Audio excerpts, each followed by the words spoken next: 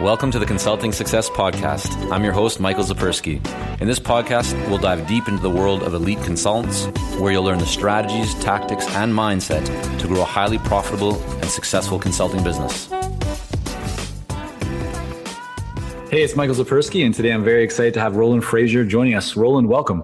Thanks, Michael. How are you? I'm fantastic. It's great to have you on, and I'm really excited to have you on here today. So I want to start just by kind of looking at everything that you have going on, because you run, advise, invest, and you have involvement in more companies than I could count. Take a minute and just kind of tell us what you do. Yeah, I guess the summary at the high level is I invest in companies either with money, time, or strategy, or some combination of those three, and then work to grow and scale them, and then ultimately exit them and do it again. And tell us a little bit about the industries that you're involved in, because it's quite diverse. Yeah, everything from medical billing to manufacturing to SaaS to e-commerce, consulting, masterminds, e-learning, lots of different things. It's really just kind of a common set of skills that you can apply to any industry. So I've had the good fortune to be able to be in quite a few. I think at the last time I made a list, it was about 32 different industries. How do you keep track of all of them, like everything that you have going on? It's a really good question. I think the easiest way is through the tax returns, but I'm very plugged into the things I'm involved in. So they're all top of mind. It's really not as hard as you might think. When you think about just, can you keep track of 30 to 40 things? You can if they're important to you. And in terms of actually like technically managing them, do you use some kind of a CRM or online tool to do that? Yeah, I don't manage any of them. So I'm not an operator. I am an advisor, a strategist, an investor. So my involvement is usually very project oriented. So we'll have a campaign or project or objective that we want to achieve with the company, and I'll come in and help with the architecture and implementation and peopling of it. But then the actual team goes and executes the plan. So that helps tremendously because I'm not in day to day of anything.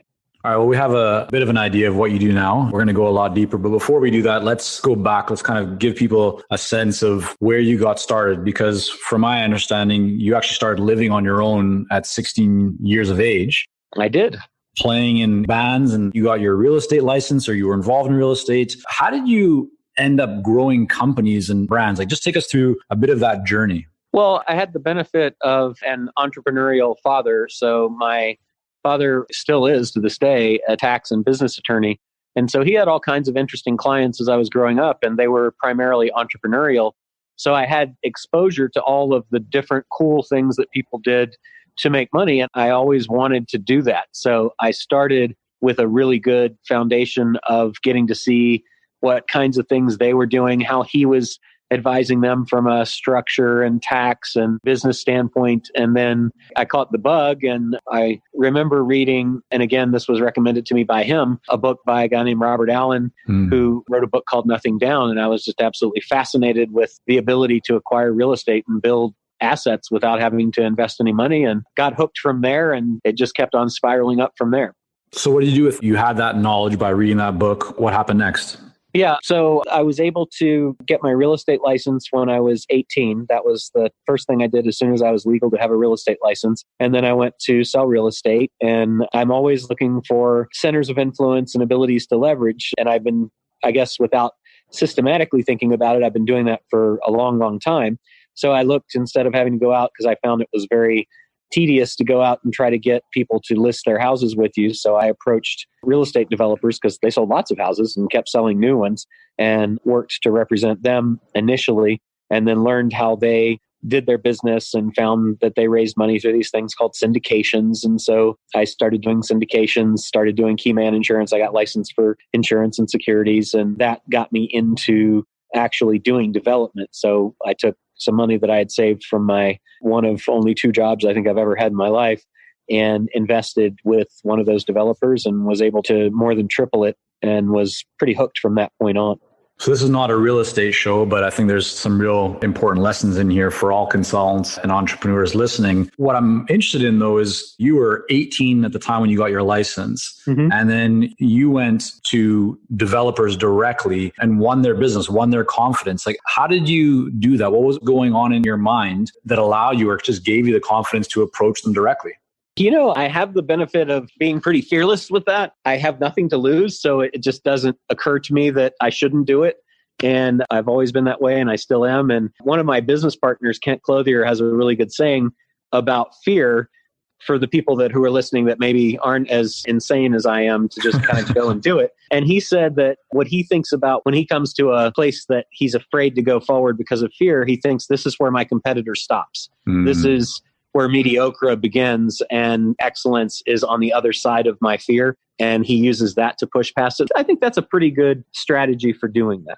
Yeah, that's powerful. So fast forward after your kind of foray into real estate and development, how did you start getting involved? I mean, a lot of people know you and your work through your connection to traffic and conversion, right? And kind of the digital marketer and all that kind of stuff. How do you go from real estate into that world of digital and marketing? To me, it's all the same. So it's all opportunity, and they're all different channels. So I think that if you think about marketing as there are different channels to market, there's radio, TV, print, online, and online you've got search, you've got organic search, paid search, search display, and then you've got Amazon and all the different versions of that, and all the different social platforms like Insta and Facebook and Snap and all those different things.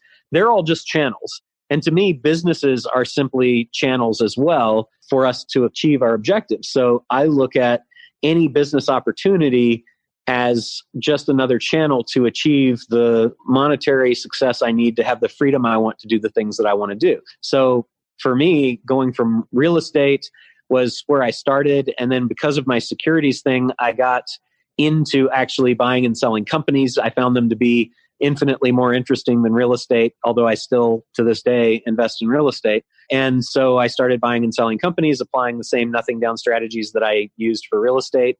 That was pretty cool and exciting. And so then it was just opportunistically what deal flow came across my desk, or my, I don't really have a desk, but across my hands. And then if it looked like something that I could do the things that, the skill set that I was learning how to develop too, then if I could apply it there, then I would do it. And so it didn't really make a difference to me if it was organic horse biscuits or medical billing or a software subscription service. The core principles of growing and scaling and exiting businesses apply across the board. So you've seen a lot of businesses, you've analyzed, invested, had your hands, or at least your mind, wrapped around a lot of different companies. And with traffic and conversion, digital marketer really at the cutting edge of a lot of what's happening in the digital marketing space. For a professional service provider or a consultant who has real expertise, but isn't clear on how to grow their business, what advice would you offer them from everything that you've seen and just what you kind of consistently see to work really well? Well, so with the exception of the Boston Consulting Groups and McKinsey's of the world, I think it's really hard to grow a consultancy past a lifestyle business. So that's the very first thing I would think about is, do I want to have my consulting skills be used in a consulting business, or do I want to apply my consulting skills to being a business owner in other types of business? I think that's a really important distinction. So for me, I have lots of people that ask me to consult, and I don't consult. I tell people I will give you free advice, which is worth every penny that you pay me for it, until I get to a point where I believe that my time would best be spent either doing something else, in which case I'll tell you I just don't have time to continue, or I say I think there's an opportunity to go deeper in the relationship. The way that I do that, I only consult with companies that I have an ownership interest in. And so that moves the discussion from me. It's actually kind of a cool positioning thing too, because you can't hire me. The only thing you can do is have me become a co-owner of the company with you to go and do things. And now some people might be thinking, yeah, well, Bill Gates isn't going to let you be a co-owner of Microsoft, but actually he will. And actually every company that's public or private can, without you being a controlling owner, because all of those public companies have shares that they can compensate you with, which makes you a type of owner and gives you a stake that has unlimited upside based on the upside potential of the company. And private companies can do the same thing with the stock or other ownership interests that they've got. So my whole philosophy is that I will help almost anybody who has a real business, who has a real desire to improve and actually listens to and implements what I say.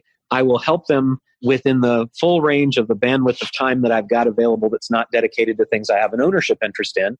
I do that freely and with no restraint or expectation of anything in return, because I know that what I have to offer is valuable, as does everyone who's listening to this podcast. And if you know what you have to offer is valuable and you give somebody the ability to experience it with no risk, then they're going to get excited about it and want to bring you in to have you be part of the company. And if you choose to be on a dollars for hours kind of basis, like on a consulting thing, then that's okay. And you can do well. And I still like the model of giving away freely with your free time until you don't have any left, because I think that will attract the maximum number of clients for you.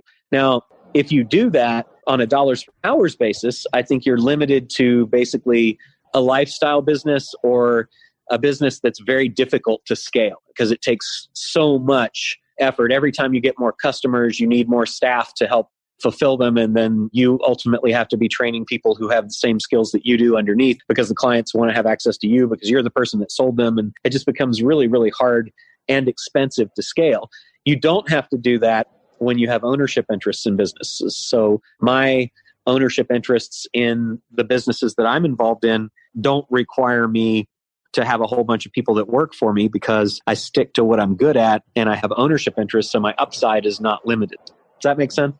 Well, it does, Roland. I mean, there's a lot to peel back, and I want to go deeper into that for everyone's benefit and my own, of course, because it's very interesting. The consultants that we work with, we certainly guide and suggest and encourage them to move away from hourly fees for the exact reasons that you're mentioning, and instead to look at how they can really connect their fees to ROI and to value, to things that allow them to receive significantly higher compensation connected to that value and ROI that they're creating. But in terms of the model and approach that you're using today, where you're giving away lots of free advice, and if it makes sense, then you and the owner of that business would decide some arrangement to move forward together where you have ownership in that business. What stage in your career did you start doing that? Like, is this something that developed more recently when you already had, call it comfort or success in the marketplace? Or was it something that you were doing even early on when you were hungry for clients? Yeah, I did it. I've done it all my life. It just, to me, makes the most sense. So, from that very first time that I was able to get a developer to allow me to come in and invest with them, I was also consulting. So in that case, I had money. Since then, I've had lots of deals that money to put in, but I've had lots of deals that I did without money. And I was trying to think, probably the first one that I did was, trying to think if this would have been the first one, but the first one that I'll talk about, how about that, was when I was practicing law, and I had a client that came to me and had a mail business, a direct mail business. And I saw some opportunities to improve that business. And I said, hey, why don't you not pay me a fee to do this? Why don't you let me come in on the upside? I can make changes to the business. You keep what you're making now, and we'll split the upside that I create for the business. And we did that. And 9 months later, we split up $1.8 million. And I had an extra $900,000 that I wouldn't have had before. And if I had done the work as a consultant, I would have probably at the most gotten paid $200,000 for it. Some people might look at it and say, well, okay, I understand conceptually what you're talking about, Roland, but I need cash now. I need to generate revenue. And if I just gave away a lot of free advice, aren't people going to take advantage of that? How do you respond? Well, it depends on how fast is the ROI on your advice. For that particular person, the ROI on the advice was within actually probably about 14 days. Like, I saw money start to come after about 14 days, because the things that I was going to make changes to, the cycle on the generation of money was send out a piece of mail, takes a couple days for it to get to the client, takes a day or two for them to reply, they send it back, takes a couple days to get it back. So you generally start seeing things back within about 10 days on a direct mail type campaign. So I said, let's make these changes. And the changes were tracked with new pieces. So we knew the new pieces that were coming in. We knew the profit margins and the cost, and we just were able to split along the way. So there wasn't a lot of waiting. But there's a million ways to do this. You simply say, I'm going to do a hybrid deal. So normally I would do a 50-50 profit split on this, but I want to be sure that you have skin in the game too. So I'm going to say that there's, a $2,500 a month payment that you make to me in addition to the costs. And then we split profits 70-30 your way. Or, it's simply a negotiation at that point. So you can say, I want a fee up front before I get involved, and then it's equity after that. I want to do a baseline profit deal so you have no risk and we split the upside. I want to do a hybrid where you pay me monthly and then based on performance, I get some kicker. You're only limited by your creativity. So I think we could probably write down the 20 different ways that you could do that. And you could just, select from that menu, how much cash do you need up front? And you say on a scale, which actually sounds like a cool graph that I think I'll probably create now that I'm thinking of it. On the scale to the left is your need for cash is very high. And on the scale to the right, your need for cash is very low. And there's an inverse relationship between your ability to participate in the upside performance of the deal and receive cash up front. So you just pick where you are on the scale and say, this is what I want. And then that's the combination of stuff that you put together in the deal. Does that make sense? It makes a lot of sense. Have you ever gotten involved in a deal where essentially you're giving advice, you're putting in, your work and providing value. The results are to come down the road a little bit and something doesn't work out in the deal. So you've done the work per se, but you don't get the compensation because you haven't received anything up front. While we work with a lot of seasoned and experienced consultants here at Consulting Success, I'm often contacted by new early stage consultants. Invariably, the question I'm asked is, what are the steps I should take to become a successful consultant and grow my consulting business to my first 6 figures per year? Well, I'm excited to announce that we've opened the doors for our Momentum program. This is our most popular program for early stage consultants, and it has helped almost 1,000 consultants to start, run, and grow successful consulting businesses. It gives you the step-by-step plan to help you with your messaging, your fees, and pricing strategies, how to win more proposals, how to go to market more effectively, developing a marketing system to generate leads consistently, and so much more. And right now, until September the 19th, you can sign up for Momentum and get 50% off the regular price by going to consultingsuccess.com/audio. That's consultingsuccess.com/audio, AUDIO. Only 100 spots are available to join Momentum and get 50% off. This deal is only available until September the 19th or until all 100 spots are gone. We won't be opening up new spots in this program for several months, so don't wait. Go to consultingsuccess.com/audio. That's consultingsuccess.com/audio, AUDIO.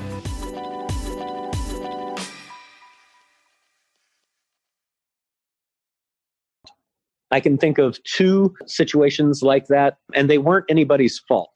So one of them was with a very, very popular nutrition drink that everybody's probably heard of. And I had a 20% ownership in the deal in exchange for my advice. And I helped the company with get out of some contracts that it was in that were really holding it back. I helped them get some funding and I helped them with some marketing advice. And they blew the company up. I think they'll do 50, 60 million this year. And this was only a couple of years ago. They've really, really taken off. And part of it was what I did, I think had a lot to do with them being able to really take off. But they're also really brilliant and good at what they do. And I heard through a friend that they were saying, despite having done these 3 things that were pretty significant for them, about maybe 6 months into the relationship, one of my other business partners came to me and said, hey, these guys are saying that they're not sure if that was a good deal for them. And so I set a meeting and I said, hey, listen, I understand that you guys are saying that you don't think this was that great a deal. And they were nice about it. They said, well, gosh, we have this stuff we're going to do and it's going to be worth all this money. And I just said, that's fine. I'll tell you what, let's just unwind it. And so I didn't ask for anything. They didn't offer me anything, which was kind of disappointing. But, I just think that it's so much easier I think, first of all, they will say nothing but good things about me in the market because I was really way on the side of generous in how we exited our relationship. And we're still friends. I haven't created an enemy. I didn't have to sue anybody. I don't get a reputation as a litigious person. And I get to spend my time doing productive, pleasant things in new deals instead of chasing money that I should have maybe gotten from another old deal.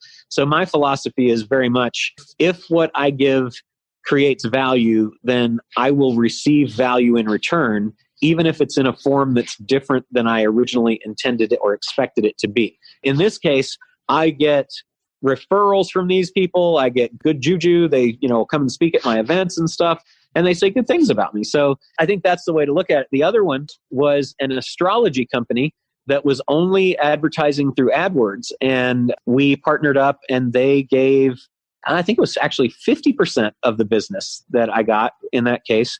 And they blew it up into last I looked, about a $30 million. No, it's about a $60 million business now, because I just talked to them about a year ago. $60 million business. And same thing. And in this case, I went to them and I said, you guys, everything that you're doing that's creating the crazy growth that you've got is because of you. It's not because of me, even though the strategies that we've talked about implementing, you are implementing, but I didn't feel right about having 50% of that company that way. And I said, so why don't we just unwind it? I'll give you back your 50%. You can go on. And again, they've sent me business. They've become clients in a different business that I've got. So I just hate chasing money. I hate lawyers, even though I'm a recovering attorney. I hate litigation. I hate fighting about stuff. And I think you can always make more money and get more business and more value by not chasing things that you didn't create such obvious value that somebody's willing to just give it to you willingly. That's a great message. How do you approach actually deciding the equity share that you will receive in a company? How do you go about figuring that out? Because obviously the percentages range significantly in terms of what you mentioned, but how do you decide that? Yeah, it's a really great question. And the answer is very, very dependent on how busy you are and what opportunities you've got. So for me, it has to be a significant enough interest that what I expect the company to do will make it worth me saying no to the other opportunities that I have coming to me. And I know that sounds kind of vague, but it's the best way for everyone that's listening to be able to apply it in their businesses. So if somebody comes to me and says, here's my company, I'd love to have you come on as an advisor or whatever, then I think, what is the amount of time that you're going to need from me to get this to where it needs to go? If it's very minimal and I'm just making some connections and I refer them to people and as I go along, they just want me to be thinking about them, then I'll probably just take an advisory role and I'll come in and have a 2 to 5% interest in the company and I'll advise them, I'll connect them, but I'm not spending a tremendous amount of time with them. And I don't care if no money comes. If they weren't doing anything and there was no value being built for some period of time, I'd probably just resign and give them back the shares. But on the other end of the spectrum, if somebody really, like I just had a really smart guy who's created an amazing thing offer me the ability to come in on taking his company national and global from the regional thing that it is right now. It'll take a fair amount of my time up front to make it happen. I know how to do it. And I have the resources to put together, but they're pretty significant. And he's going to go much, much slower. He'll get there no matter what, because he's a very determined, smart guy. But he will definitely get there much faster and much more assuredly if I'm able to help. So in that case, I am going to want to have a way more significant ownership interest. And it's probably going to go up into the 50% range on a deal like that. And so I look at the amount of time and the reward that's going to come. And I see that as a 9-figure plus business over the next few years. So I think it would be a good idea to do that. So that's kind of how I look at that. And then everything in between is just, I don't ever say no. I say not now. I say I'm fully committed right now. I find it painful to say no to people. And I find that people, are very understanding when you say not now, because I couldn't give it the time that it's going to need. And I wouldn't want to take it on if I couldn't do that. And then the reward just has to, make a difference to me. So I'll think about, like they say, I'm going to give you 10% of the company. And I look at it and I say, okay, it's a $5 million company 5 years from now. Well, my 10% is only going to be worth $500,000. That's not exciting to me. I mean, over 5 years, that's $100,000 a year. That sounds like a job. So I'm going to say no. Or it's a $10 million company and they want to give you 2%. So I'm going to get, $200,000 from it. Again, same thing. So it has to move the needle. I don't want to take my opportunity finding being in the flow bandwidth and turn it into being in a deal with obligations bandwidth without a significant upside that'll move the needle for me personally. And how do you typically structure the payments or the way for you to get compensated? Is it done with distributions on a monthly or quarterly or annual basis? Or is it typically when the company reaches a certain milestone or is acquired, sold, so forth? Yeah, also a great question. And again, it depends on the deal. So many of the companies to grow are going to be putting 100% of their profits back into the company. So there might not be distributions that you would even ever expect to receive. Like you're always going to be reinvesting, always going to be capital hungry. If it's a business like that you're growing for exit, because then the reward is on the exit, then what I like to do is I like to have a fixed monthly fee that I'll receive for my time so that there's some realization of value during the time that I'm putting the work in. And then I get to participate on the exit. And I'll also negotiate a put agreement, meaning that a put option, meaning that I can, within usually 2 to 3 years, I can say, you guys have to buy my stock out at a predetermined value that we agree on. The put option is critical because a few things that you have to have in the contract are, number one, you don't want equity if the company has value now and the equity you're receiving has actual value that would be based on, say, a valuation where somebody else is funded at a valuation. Because if you take that as equity now, you pay taxes on it. So if that's the case, then I want my equity either as phantom equity, or meaning that it's treated as equity even though it's really just an option or warrant or something like that. I don't want a taxable event to me based on my receipt of the potential or actuality of having equity in a company. Then after that, I say, how can I be sure that I'm not a minority partner, that maybe, let's say it's an LLC or a partnership or a limited partnership that's a pass-through entity. I don't want to be an owner in a company that is going to be earning profits and putting all of them back in the company, not distributing them, but there's still going to be taxes on those profits to the owners in proportion to their ownership. In that case, then I want a provision in the contract that says that in the event profits are reinvested in the company will make a distribution equal to my tax liability on the profits that were reinvested.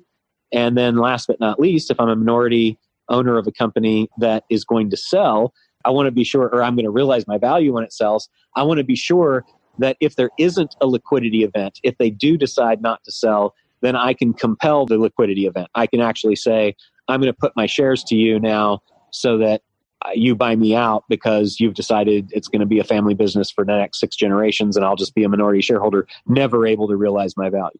Right. Thanks for sharing that. That's some very valuable insights for people here. So Roland, many consultants are able to earn a great income. They're making high 6, 7 figures without a big team. So they're quite profitable, but that doesn't mean that they're actually creating much wealth. What have you found? Because I know that this is an area that you've talked a lot about and clearly done a lot of work in. What are some of the best practices that you've found that really work to build wealth and not just a high income? Yeah, the conversation that my old client, Tony Robbins, had with my friend Dean Graziosi. And Tony said, we're dancing bears. He said to Dean, as long as the music's playing and we're dancing, people are going to throw money, but we're not going to be able to dance forever.